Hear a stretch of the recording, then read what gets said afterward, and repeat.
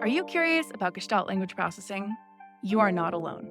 Join me, Corinne Smoose, and speech therapy PD for our podcast, The Gestalt Get Together.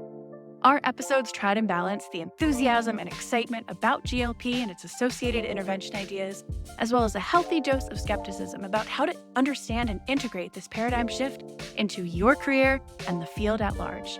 We hope that you can get together with us to learn more about Gestalts.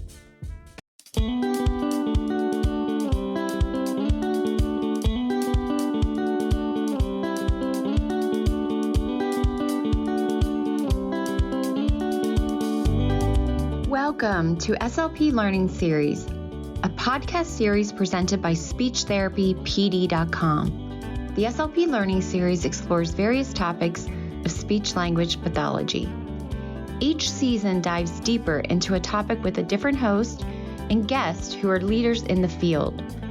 Some topics include stuttering, AAC, sports concussion, teletherapy, ethics, and more.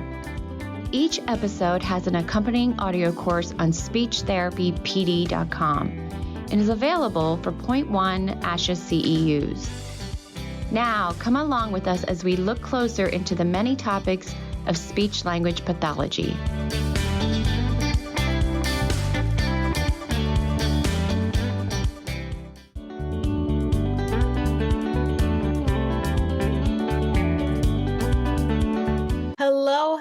Hello. I'm so excited to have everyone here for this special episode. Welcome to the podcast miniseries, Culturally Speaking, presented by SpeechTherapyPD.com. Thank you all for joining us for our 6th episode. Can you believe we're already in the 6th episode? This is a 7-series special. Oh, I see little claps. Thank you so much, whoever sent those. This is our 6th of our 7th episode. This is a special series, and it's been really lovely to bring this content to you. We are almost all the way through this series. Just as a reminder, and I love all the love emojis that I'm getting while I'm doing this. I'm going to try to focus because I love attention. This episode is offered for 0.1 ASHA CEUs. I am your host, Dr. Treasyri Williams Wood. I'm a speech-language pathologist and a clinical research consultant. And before we get started, we always have a few items to mention. First of all, we love and encourage questions from our participant. This is meant to be very free-flowing and organic. So if you have a thought, it could be a question, it could be a comment, a wow or wonder, feel free to throw it in the chat, and our guest will answer. And I will answer if it's a question directed towards me. Here are the financial and non-financial disclosures. I am the host of this podcast, and I receive compensation from SpeechTherapyPD.com. And I also non-financially, I serve as member at large in speech language pathology on the American Speech and Hearing Association Board of Directors. Another financial disclosure is I am the founder and CEO of Willwood Consulting Services, PLLC in Chicago, Illinois. Our guest is Vicki Deal Williams, and her financial disclosures are she is a paid employee of ASHA. Her non-financial disclosure is she is a member of ASHA as well as a member of the ASHA Board of Directors. And now here is a little bit about our guest today, Vicki R. Deal Williams. Welcome. Vicki is the Chief Executive Officer at the American Speech, Language, and Hearing Association, where she has been on staff for more than 30 years. A certified association executive and a fellow of the American Society of Association Executives. Vicki is also an ASHA-certified speech-language pathologist and an ASHA Fellow. And I don't think a lot of people know that, Vicki, that you are a certified speech pathologist yourself. Vicki's expertise and thought leadership includes strategically advancing and leveraging diversity, leadership development, and stewarding resources to meet long-term objectives. She has a proven track record of success in guiding staff and members through change. She continually strives to foster an inclusive culture while conveying a clear organizational vision and affecting optimal results through collaboration and partnerships with individuals, clients, patients, students, vendors, staff, and other stakeholders. So with that, I want to welcome Vicki and thank you for being here this evening. I'm sure it's been a long day for you, and we really appreciate you popping in to talk about cultural humility and advocacy with us. Thank you for having me. So my first question for you is it's kind of twofold. The first part is, in your view, how does advocacy intersect with cultural humility in speech pathology? Well, cultural humility, interestingly enough, was originally proposed by Dr. Melanie Tervalon and Dr. Jan Murray Garcia, I believe was her partner's name. And they were looking at medical education, and they were trying to find a more appropriate approach for educating medical professionals because they wanted a way of looking at educating physicians, in their case, in a way that would incorporate this lifelong commitment to self-evaluation, self-critique, and redressing the power imbalance between physicians and patients.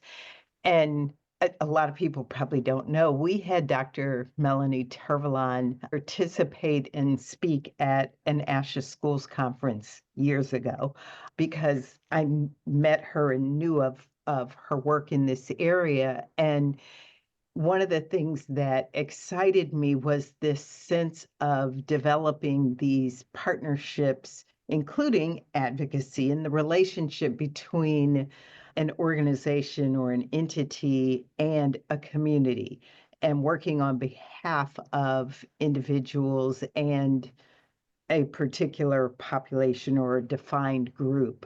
So it's really in that intersections in their definition of cultural humility.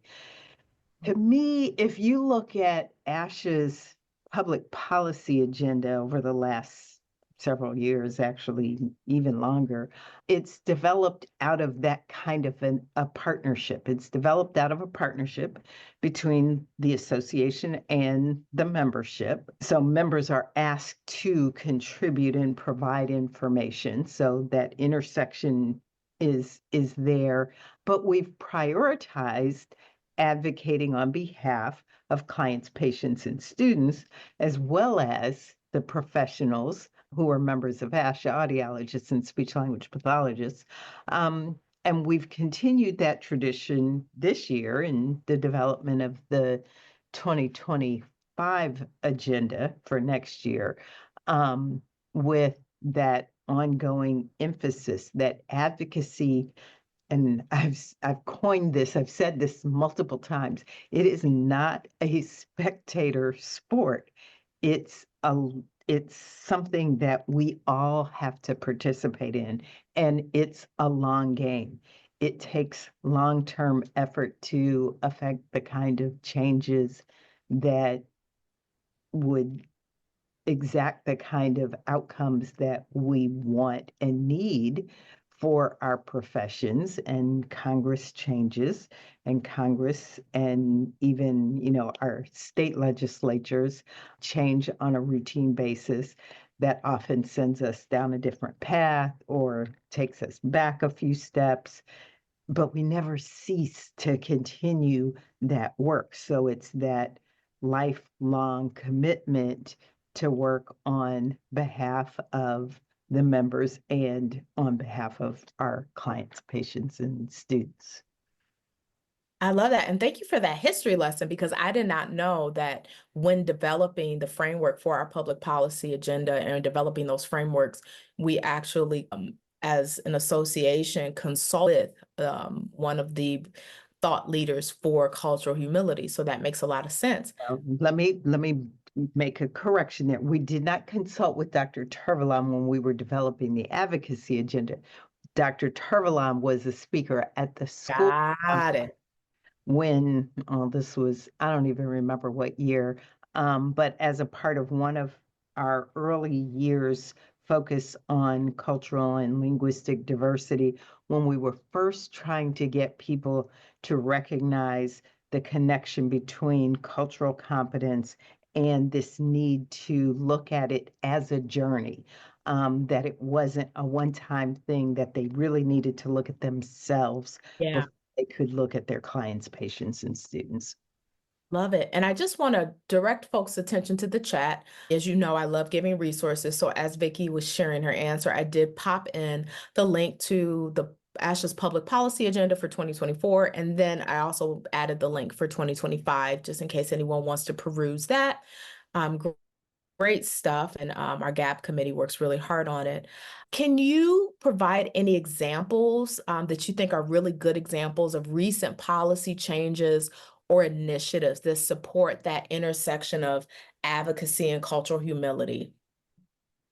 Probably one of the best examples is the efforts that we've made to expand and gain permanent coverage of telehealth services. It impacts both professions. And prior to the pandemic, we had a very small percentage of our members who were using telepractice. That's changed significantly. And that practice and the way we utilize telehealth service delivery across settings has evolved. So as that evolution occurred, our advocacy efforts have had to evolve as well to make sure that in advocating, we're showcasing the benefits of incorporating telehealth as an option for our professions, providing the stories and the evidence that we have that demonstrate the outcomes for the clients, patients, and students to show the potential cost benefit of service delivery through telehealth as an option. And I had the pleasure of sitting with some of our members during the Hill visits that occurred back in May. And I watched members talk with their legislators and legislative aides about what they do and the difference that it made for clients, patients, and students. And these were clients, patients, and students across the gamut. So you had elderly patients, you had newborns, you had people in school settings, you had people in SNFs, you had people with hearing loss, you had people with speech language and cognitive disorders. It was just the entire range of the kinds of disorders that our members work with. But I saw them talk about a particular case, and I watched these individuals who didn't really understand what we do listen to these stories, and their faces light up and think, oh, I get it. I see what it is that you do, and I see the difference that it makes for these individuals.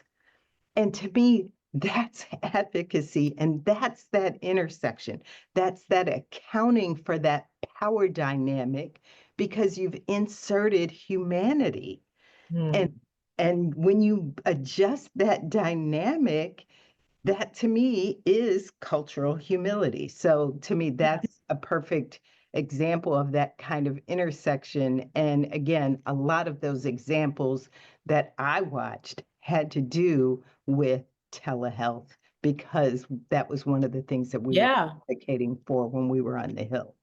That's such a great example, Vicki. And you know, I've been on the Hill a few times. It's been so eye-opening. And I think something you said really resonated with me just now when you talked about how sometimes as practitioners, speech pathologists, audiologists, but specifically speech pathologists, we are the only person working at a school. We're the only person working at multiple schools. We're the only we always feel like we're the only, and we always feel like we're the small voice in the room. But when we get on the Hill, when we are speaking with legislators, when we are speaking with city council members, when we are speaking with school board members doing advocacy, we are the painter that is illustrating the picture that they would not get otherwise, right?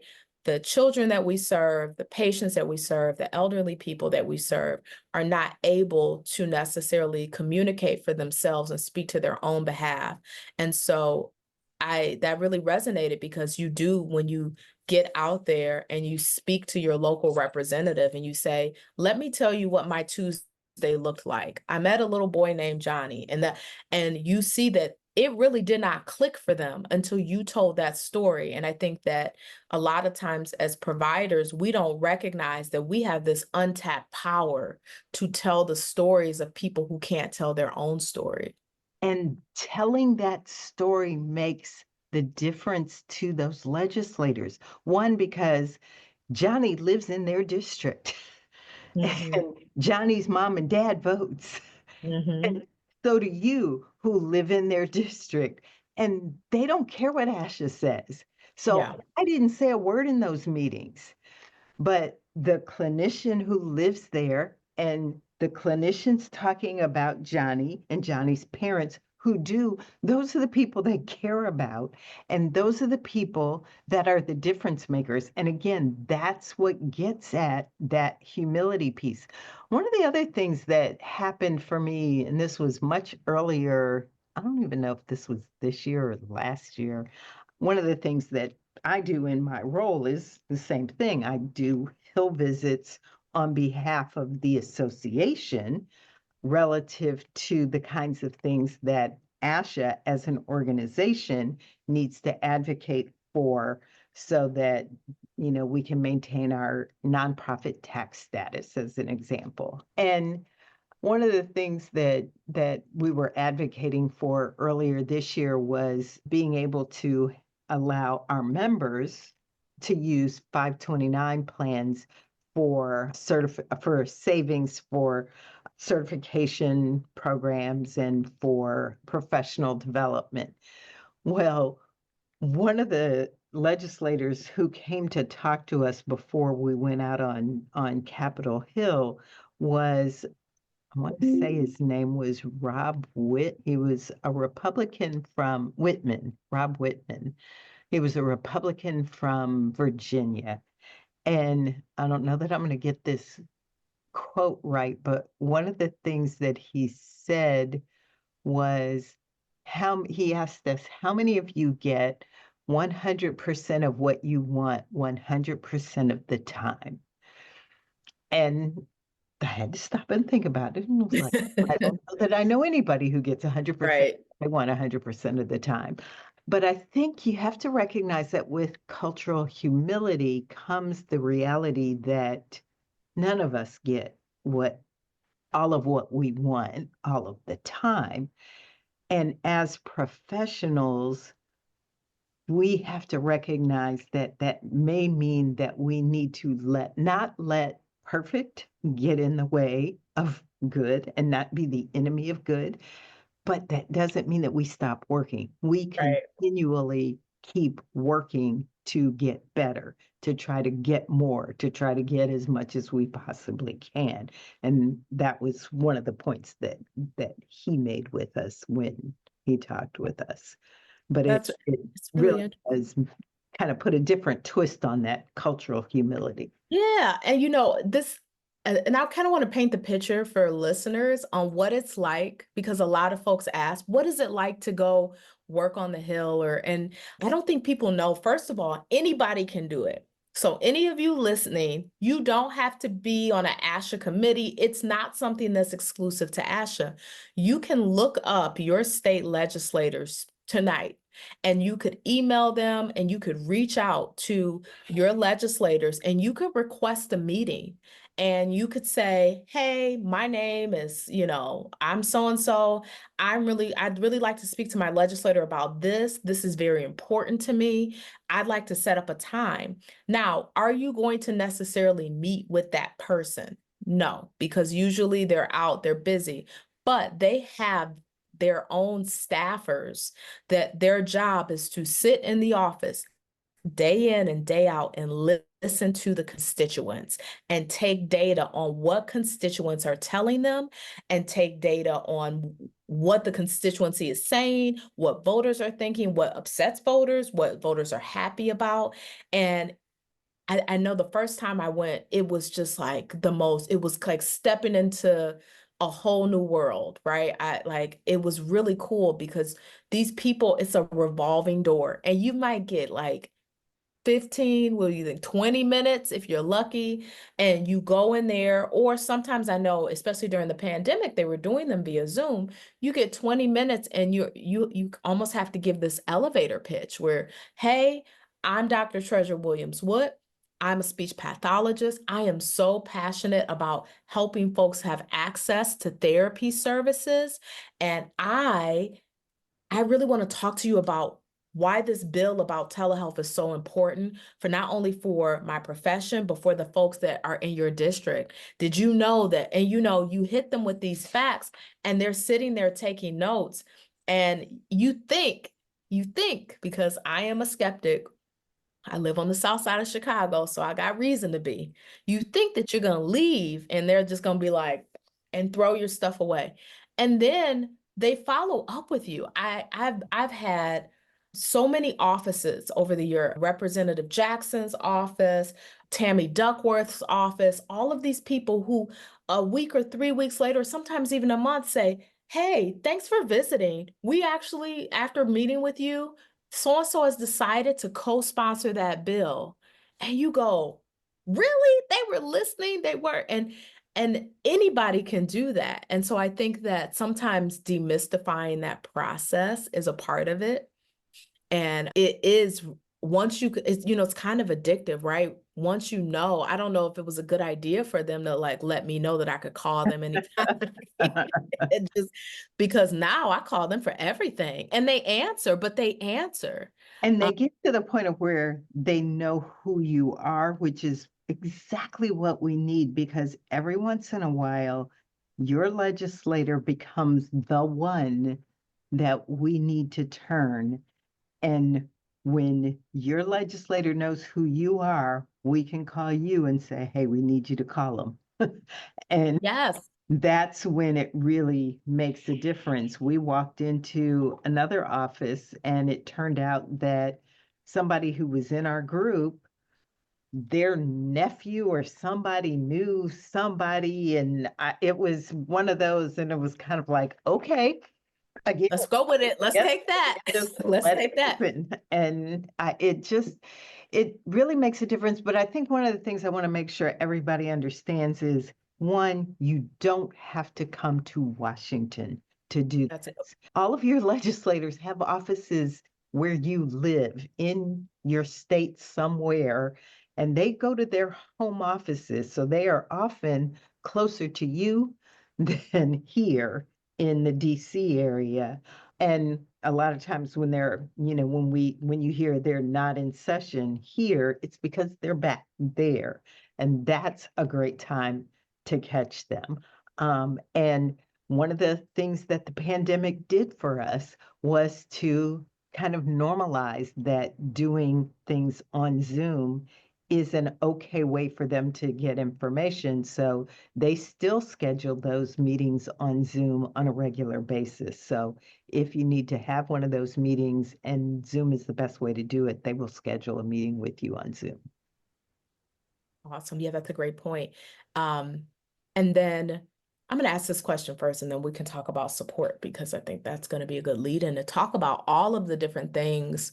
You don't have to be an eloquent speaker or, a politician to have these types of conversations. I think sometimes folks are, it's intimidating and there's so much support out there and scripting and things like that and coaching that you can have access to, that I think we're going to talk about as well. But my next question is, Vicki, what challenges do you think speech pathologists face? What are some of the barriers and things that they face when trying to integrate advocacy and cultural humility into their practice? And then what are some ways you think that they can overcome these barriers? Probably the biggest one is time. And time is my greatest nemesis right now. But I think most clinicians we know that clinicians are ridiculously busy. They are extremely overburdened by systems that we're, again, trying to change. And they're already dedicating an inordinate amount of time to try to make sure their clients patients and students have what they need. Advocacy can seem like it's just one more thing to do. Yeah. But one of the things that I would encourage anybody who feels that way to do is to look at, there is a new hub on the ASHA website, the Social Determinants of Health Hub. I don't know if that's the real name of it, but if you go to the ASHA website and you just put social determinants of health in the search box, it will pop up. But there are tools and resources there, but there's educational information there for clinicians. And I think that educational information will help clinicians to integrate ways of advocating for their clients, patients, and students in those areas of social determinants through their practice. So they don't need to do different. They don't need to do more. They need to do different. So they can adjust some of the ways that they're doing what they're already doing without having to do more, if that makes sense. Yeah, like work efficiently instead of, do you have any examples of something that you've noticed that a lot of people come to you about, or that you're like, oh, this is something that if we did this differently, it would keep us from having to do so much extra?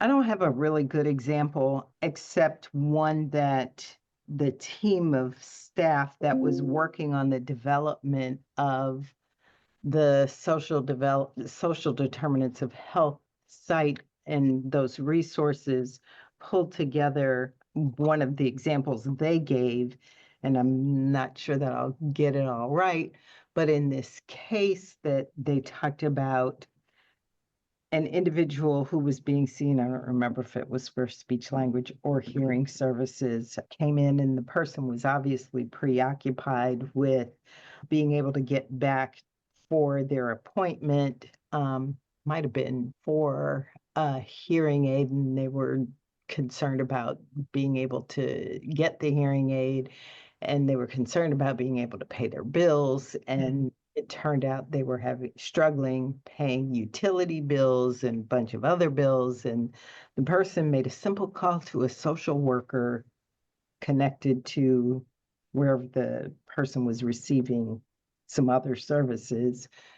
They were able to help them access some services that were available to that individual, that then put that individual client's mind at ease, so they could then focus on therapy that they needed to focus on. And again, that's an example. Like I said, I don't know that it's a good example, but it's just one thing that as we're interacting and talking with our clients, patients, and students, there are things that we see, that we notice, that talking to, and again, this gets at interprofessional practice, talking to the other professionals that we're engaging with about the clients that we're seeing together, and making sure that we're all aware of what's going on. Hey, Mr. Johnson seemed a little preoccupied, right, about not being able to pay his bills. Making that statement alone is enough to trigger to the social worker, perhaps, there's some resources I need to make sure Mr. Johnson is aware of. So, like I said, the site goes into much more detail about ways to do that, and how you screen for some of the social determinants, and it crosses such a wide range of the kinds of behaviors that we may interact with, that we may see as we interact with our clients, patients, and students. Yeah, this is such a good point. And I did, while you were talking, I popped that link into the chat so folks can check that out at their leisure. We do have a question from one of the audience members. Alyssa Larkin says, as I listen, I wonder about Vicki's path to her position of leadership and advocacy. Was there one moment or opportunity she had or didn't have that set her on that path? the moment there was a moment, and it was actually a mentoring moment. I met Dr. Lorraine Cole. Dr. Cole was a former director of what used to be the Office of Minority Concerns, now ASHA's Office of Multicultural Affairs. And again, this was a really, really, really, really, really long time ago. I met her because I was the only speech language pathologist who looked like me, where I was working at the Cleveland Hearing and Speech Center.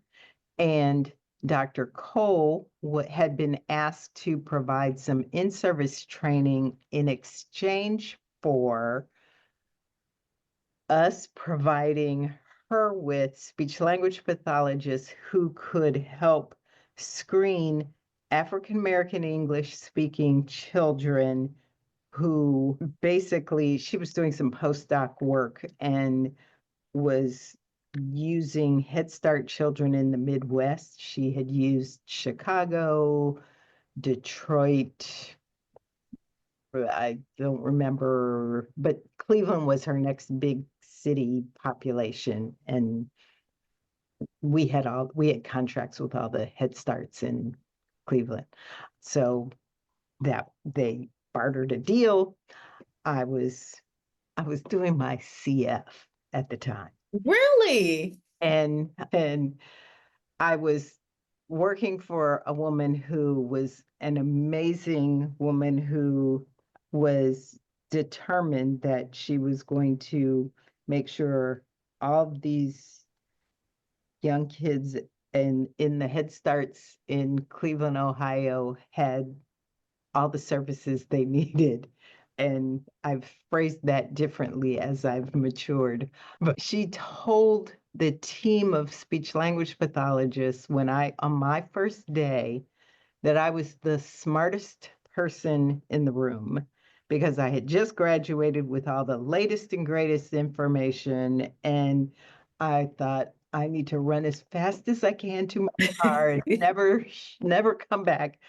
So it was kind of like, but then I got out and I started working, and I was like, maybe I am the smartest person in the room, because my kids were all passing the screening and everybody else's kids were failing the screening. And I was like, something's wrong here. Yeah. And so I started asking my colleagues why their kids were failing. And we were using the preschool language scale and a language sample. And they were like, well, they don't know this and they don't know that and they don't know this. And I was like, but they're communicating just fine. And they're able to get what they need and they're able to do this and and they were like, oh, I never thought about it that way. So we started having very different conversations, and Lorraine saw something in those conversations because she was there for a while as we were doing this research. And again, I was voluntold to assist. And it was an amazing experience to work with her, to work under her tutelage, and to really just be immersed in her presence and the knowledge that she had, not just about African American English and what was going on with these kids, but also her leadership, and to watch her interaction. And I jokingly said to her, if you ever need an assistant, call me.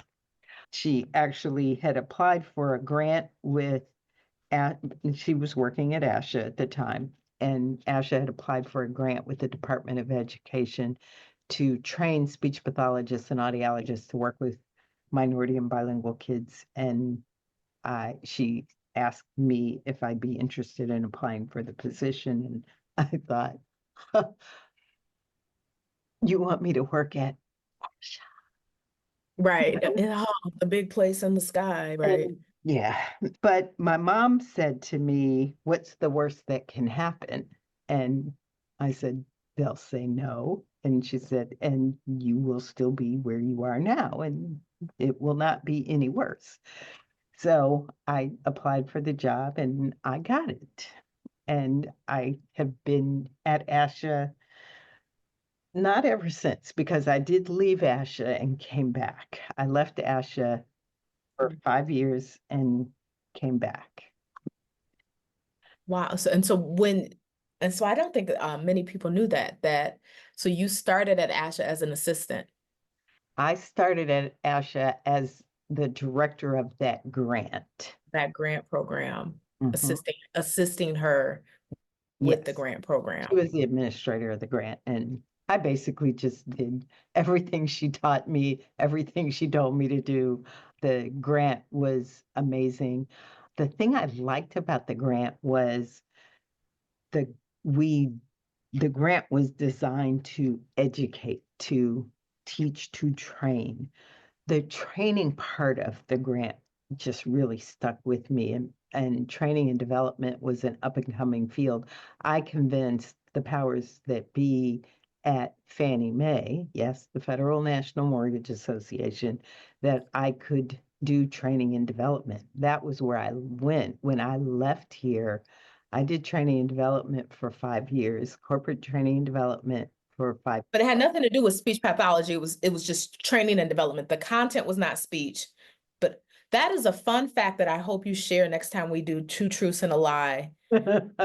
At any public thing, I really hope you do that, because I don't think anyone would think that was something. I did corporate training and development. So I did leadership development work there. I did interprofessional skills, conflict management training. As training and development was getting started, it was off the shelf training. So it was easy to kind of learn how to do it. But then I kind of made it mine, and you became more of a facilitator as opposed to a trainer. I tried to facilitate more than train. And then I got into the management pieces, then started doing diversity work because I went on maternity leave. Fannie Mae launched their diversity program, came back into the chief staff officer for multicultural affairs role, and stayed in that role for quite a while. So this is funny because we've somehow, and I never do this, worked our way to the question of mentorship. Well, I've never going to say, well, we went off. No, this is the first for me, because normally it'd be like, now let's swing the pendulum back to what we're probably supposed to be talking about. But my next question is actually, and you've talked about this a lot just in sharing that story, and thank you to the audience member who gave that story. My question for you was going to be, what role does mentorship play in fostering culture, humility, and advocacy in our profession? And I think you just gave a really good living example through your path and your journey for how being mentored and having that experience with Dr. Cole helped the fostering of cultural humility, and then advocating for these young children in Cleveland who needed these services, who maybe could have been getting overdiagnosed or underdiagnosed or whatever the situation was there. And so I'm wondering now, I'm sure looking back there in Cleveland, you never imagined that you would end up being the CEO of ASHA when you were afraid to apply for this grant position. But now, what do you think? What's the role that mentorship plays specifically with fostering that cultural humility and advocacy in our profession? It's one of those things that any mentoring to me is advantageous. I was saying to somebody yesterday that imitation is one of the best forms of flattery, and somebody was imitating somebody and they were taking offense at the fact that somebody was copying them. And I was like, actually, there's another way to look at this. But I think, when one of the things that some people do when they want to be mentored, they just simply, you don't have to formally have a mentor. They just look at somebody and they try to emulate what that person is doing. They try to make it theirs, but emulate that for themselves. and see, now I lost the question because I was going to take it somewhere else. To ask me the question It's again. okay, you can take it. Oh, the question was is what role does the mentorship play in fostering the cultural humility and advocacy piece in our profession? Yeah, and I think the critical piece is the cultural humility aspect of it is that you've got to recognize that you can't, I don't even know how to explain this. You can't assume that you know. I mean, that's the whole humility piece, is not assuming that you know. If you assume you don't know, then you go into every situation trying to figure out, how do I find out what I don't know or what I need to know in order to succeed in this situation? Who's got the information that I need? I might have some, but I can't possibly know it all. I can't possibly have it all. Is there somebody who can help me get or gain the information that I don't have? Maybe a mentor. Is there somebody in the situation that has some of the information that I need and need to glean from them, work with them, partner with them? An assumption that we need to make every time we interact with a client, patient, or student. They've got information, whether it's, even if it's a kid, we assume that, no, we have to get information from the family. No, you're getting information from that child. And they may not be able to tell you, this is what I need you to know about me, but they're going to give you that information. Yeah, yeah. So there's that give and take that you are using in all of those situations. So it may not be mentoring in the traditional sense. I think one of the other things that you have to be open to, and from a mentoring perspective, I've always advocated to anyone, especially young people that I talk to now, to have multiple mentors. Yes. Because there is no one person who's going to be able to fit the bill in every situation for you. When you think about our professions as broad and vast as our professions are, especially young people coming out of school or thinking about, what they might want to do in our professions, early career professionals too. You think, I have to know what I want to do. You have no idea where And it's a lot of pressure. that I was going to end up here. It's a lot of pressure. Yeah, they have a lot of pressure on them I'm spending all this money. I know working at the grad level, one of the biggest things students would say is, I don't know what I want to do yet, schools or hospitals. And you're like, you're taking anatomy 101, you don't have to know that. But it's very stressful Need a for them. direction. You don't need a destination. So you need a direction, and you go in that direction until something tells you, changes, moves you, and then you go wherever that thing is that moves you or changes you. It might be you, it might be something or someone else that moves you or changes you to a different direction. And that destination is going to change, and it may be multiple destinations. Love that. We have a comment, and I love this. Stephanie says, I read you should have an older and a younger mentor. And I do, and I love that. I think that's really cool. I've never heard of that before, but I think that I have definitely benefited from that just by virtue of being able to teach at the graduate level, where, I know Gen Z gets like this bad rap, but I feel like there are Gen Z students that have mentored me and just got me together and really just taught me a lot. And I really appreciate them for doing that. And I thank you, Stephanie, for sharing that. I think that's a really good point. And I think our ideas of mentoring don't always match. So you have to look at mentors for different things. And I think that young, old, and that generational difference comes into play there.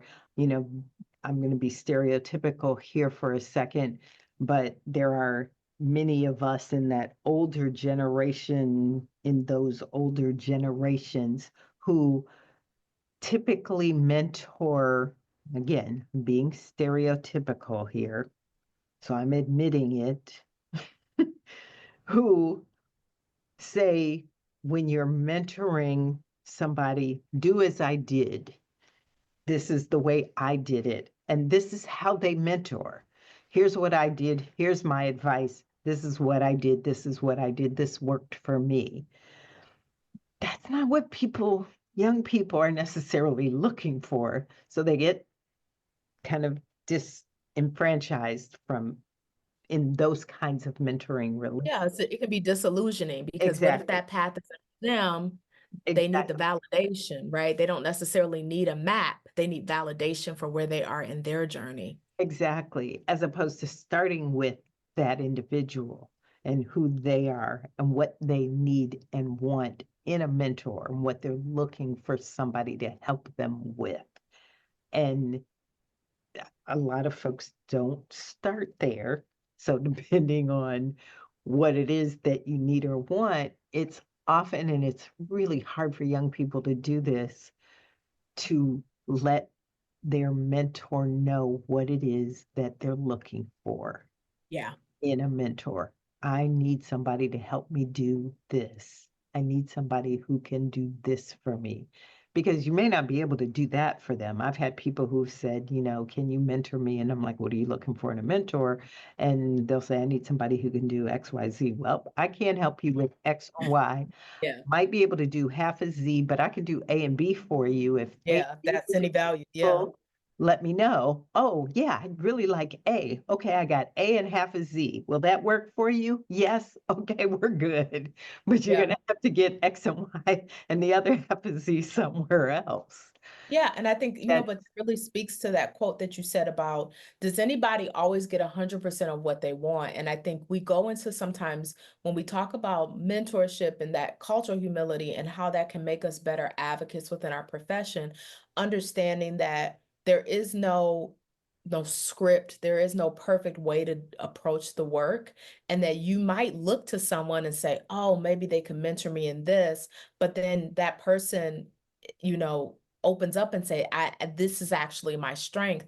And it's not a bad thing. It's just a different thing. And that when you talked about the direction, not necessarily destination, it reminds me of Oprah. She said on TV one time that, you don't worry about, knowing everything you want to do. Just focus on taking the next right step. Like, what's the next right best step? And I think in advocacy work, and also when trying to kind of forge along our own continuum of cultural humility as speech pathologists, we have that age-old perfectionism and that pressure that we put on ourselves to have all the answers, have it all figured out.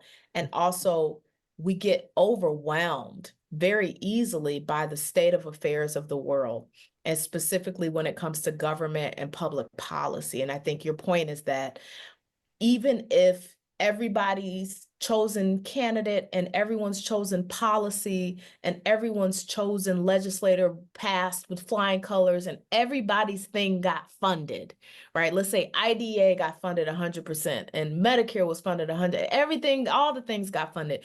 We would still have to do advocacy work. That's just the nature of when you're working in human-based systems. There's still always work to be done to advance ourselves. And so I think that that's a thing too, that when you're getting into this work, I think that's where advocacy and cultural humility really are, to me, like cousins, because just like with cultural humility, you think like, oh, maybe once I get to this level and I take this many CEUs, then I will be there and I've worked this long. But even if you took all the CEUs and you did all the right things and said all the right things and you saved all the people, you would still be somewhere along that continuum where you still would need to self-reflect and still do more and look deeper and reevaluate. And we all move back and forth along the continuum. And I think it's very similar to advocacy, where it's always like this moving target. And sometimes I think when you're new to advocacy work, it's really intimidating and scary because you're like, I'll never get this. But when you let that go and commit to just knowing that I'm always going to have to do this in some form my entire career, then it's kind of fun because you can kind of just try stuff. Yeah, the thing I like about the way ASHA's advocacy work is set up is that no matter who you are, no matter your disposition, no matter your time, there is something that you can do. Yeah. If you are, the person that's like, I just want to be the cheerleader on the side, okay, set up your take action, put your email in, and they'll send you the alerts. You hit 2 buttons and it will go every Yeah. time there is a take action alert. You just click it, hit, and it goes to your legislators. The letter's already there, drafted. You can customize it if you want to. Talk about a dopamine hit. Yes, but it is like it takes not 2 even seconds. 30 Yeah. seconds Yeah. to do that. So it's an easy way to do. And it's one of those things that if all 234,000 of our affiliates hit that take action site, we could get a whole lot passed. The importance of it hasn't registered with folks because we get calls from offices when they get, 1,000 of them. They're like, wait, what just happened? What? We just got a bunch of letters from speech pathologists and audiologists about such and such. What's going on? What's happening? We get those calls. And then our advocacy folks are in their office because they're calling us and they're saying, okay, what's going on? What do you need from us? Because they know that their constituents are concerned. And it's just as simple as somebody's concerned, what's happening. Yeah, yeah. And I think I will say, before I got into volunteer leadership and got into this advocacy, I did not believe it. And I think it is hard to believe that you could, for those who are listening, I did put asha.org/advocacy, the link in there that directly takes you to the take action button. You look at this button and you're like, there's no way that's pushing this button and sending these people this email and doing this thing and doing these little things that seem, signing this little petition is going to do anything. You think it's going to be this drop in the bucket, because it's so easy. But I challenge all of you to do it. Do it regularly for 90 days and see the response that you get. It really is surprising because, like I said, I'm a skeptic. I'm like, I'm gonna do it, but let me just get ready for these people to block me. And then they respond. They're like, well, hello, Treasyri. They can't even say my name. That's how I know they're genuinely responding. Like, hello. What? You're like, oh, you read that, And so it's really good. And so I think, my final question was just, how can experienced professionals, so we talked about kind of from a person who wants to be mentored, or a younger person, or a person that's just getting into things, how would you say an experienced professional, so someone who is really well-versed in cultural humility and advocacy work, how can they mentor the next generation? What should they be doing? What should they be giving? What lens should they be taking? I think it really is that, making sure, well, one, participating in those mentoring opportunities and answering the call when somebody says, Yes. be willing. And they don't even have to say yes. They need to ask the question, what do you need? Because they need to make sure that it's a good match, because it may not be. And That's a really good point. And I think that I just want to pause there because I think a lot of times, and I know I struggle with black and white thinking, I'm like, either I can be your everything or no, I'm just kind of like freeze, right? But I think having that middle point where I'm not committing to yes, because I'm very busy, but my response will be, well, tell me more. And so I think that's such a good takeaway to say, someone comes, if you're experienced in cultural humility and advocacy, and someone comes to you and they ask you for mentorship, maybe instead of either jumping in and say yes or jumping in and saying, I don't have time, challenging ourselves to say, tell me more about what you're looking for. That could really make a big difference. Yeah. And because I have found having that conversation with people often leads me to getting them closer to something that's going to better meet their needs than perhaps I can, especially if my answer would have been no. There might be something else.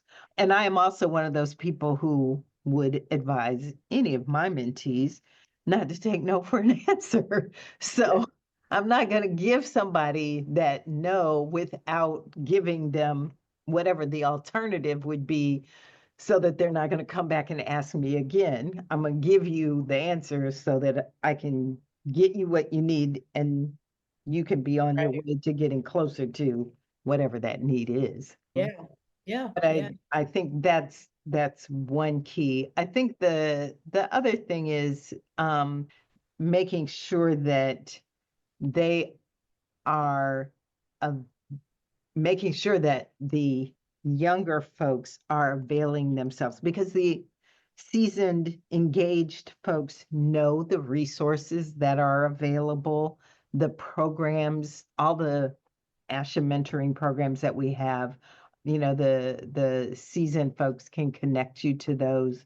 They've been actively engaged in those programs. They know who's been on the Governmental Affairs Public Policy Board or the PAC board or some other committee, board, or council that you might be interested in participating in. We all know that the best way to get connected to those committees, boards, and councils is to connect with the chair, the committee, board, or council, as opposed to, or in addition to, not as opposed to, in addition to completing the volunteer pool form. Because yes, you do need to be in the pool, but you also need to build that rapport. Take that additional initiative to reach out. And if you got a contact through one of these other seasoned folks, ask them to make that introduction.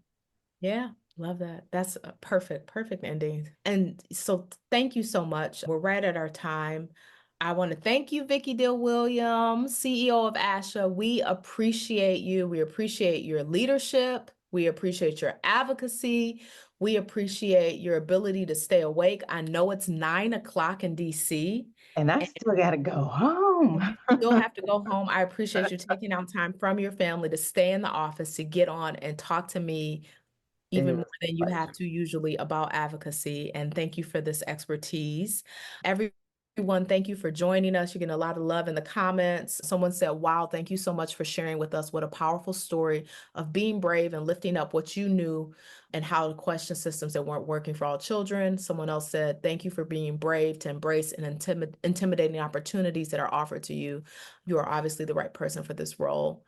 So you've got a lot of love in the comments. So please take that as encouragement. For everyone who's attended, thank you to you all for tuning in to episode 6 of 7. We're almost finished with this special series, Cultural Humility Through Advocacy. I'm your host, Dr. Treasyri Williams-Wood, and be well until we meet again.